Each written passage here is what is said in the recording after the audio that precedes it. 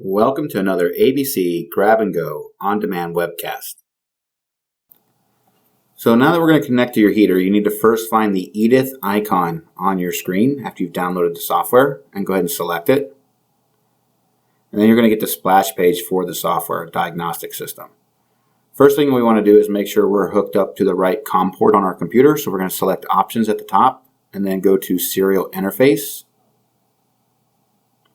And once you do that, a box will pop up and it's going to say basic and ISO adapters. And on this one, it just says COM2. Depending on your computer, you may have more than one COM port show up.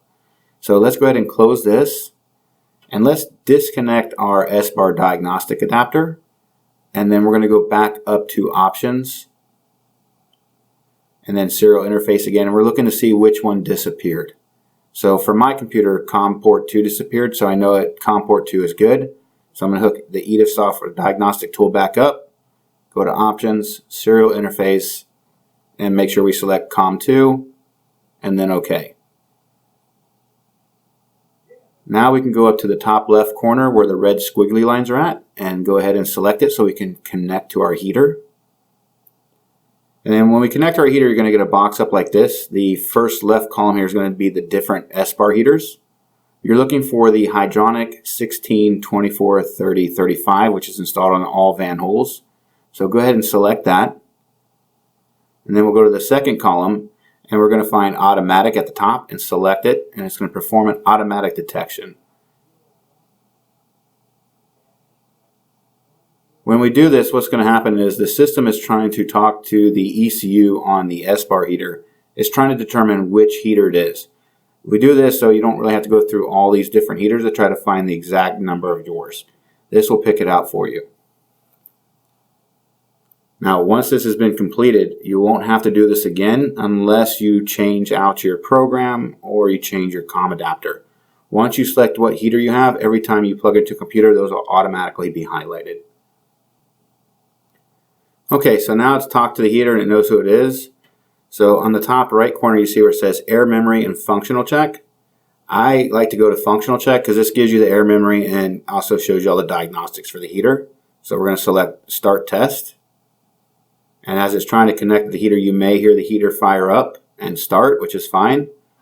Now on this heater that we're working on right now, it does have some error codes, as you can see. The first one for the active fault, it shows no fault, but I do have 5 fault codes of 52. Which is a no start safety time exceeded. So with these, I can actually, the heater could be locked out or can lock itself out. It sets another 52. So we're going to go ahead and minimize this so I can see what's going on with the heater. So when I'm in here, if your heater did start where it says flame detected here at the top, this would be red. So this heater did not start. Here's my overheat and control sensors. And then I have my overheating counter. And these are going to be my voltages and my operation time, which this is ran 316 hours complete, but it has a switch time of 6,260 hours, which this is normal to see these hours different. So next we're going to go ahead and check out the graph to see what's going on with our heater. So I'm going to select the coolant sensors so I can see if they're working or if they're actually, I can see the movement of them with the coolant coming through. So the red one here, this is my overheat sensor, and green would be my control sensor. So right now looking at these are very steady across. The heater's definitely not starting on this bus.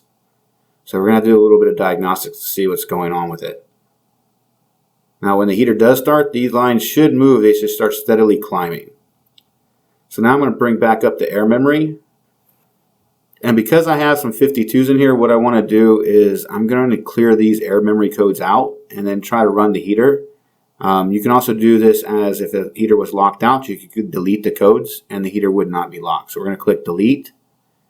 And this isn't instantaneous. It takes a few seconds and then all the codes will disappear. And then the heater will try to fire up. So now we have all of our codes cleared out, so it shows no faults. Our heater itself is trying to start. So I'm going to go back here in a second. I'm going to take a look and see what we have for measured values. So temperature increased a little bit by 25 degrees Celsius.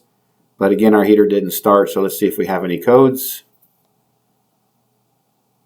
And if we do have a code, it should pop up here. So we did set a code again. So we have a code 52. We have it as active fault and fault number 1. So because of this no start safety time exceeded, we're actually going to do some troubleshooting on our heater. So I'm going to go ahead and stop this. Now when you stop the program, it's going to ask you if you want to save your system. I like to say yes, because I like to see what's going on with my heater so I can see differences. So I'm going to select yes. And then I'm going to save it. For me personally, I like to save it under the last 5 of the VIN, so it's not something I have to go look for. If I'm usually with a customer, I tend to put the date on there also, so I know when that program was saved.